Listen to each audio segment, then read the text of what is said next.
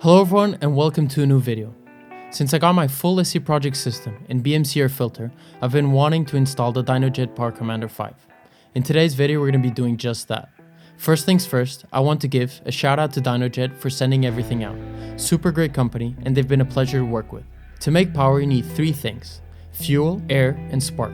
To tune all those things, you really want to look at the Dynojet Power Commander.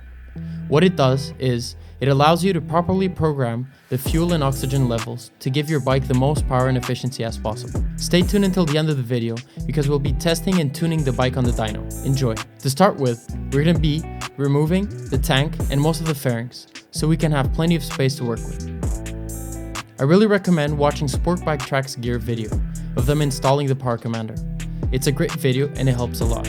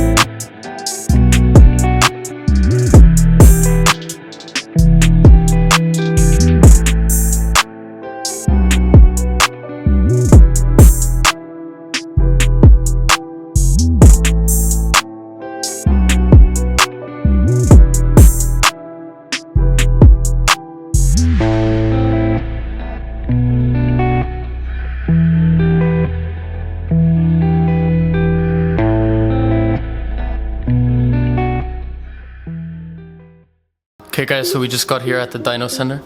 The MT is about to get on the dyno and I'm really curious to know the results on this bike.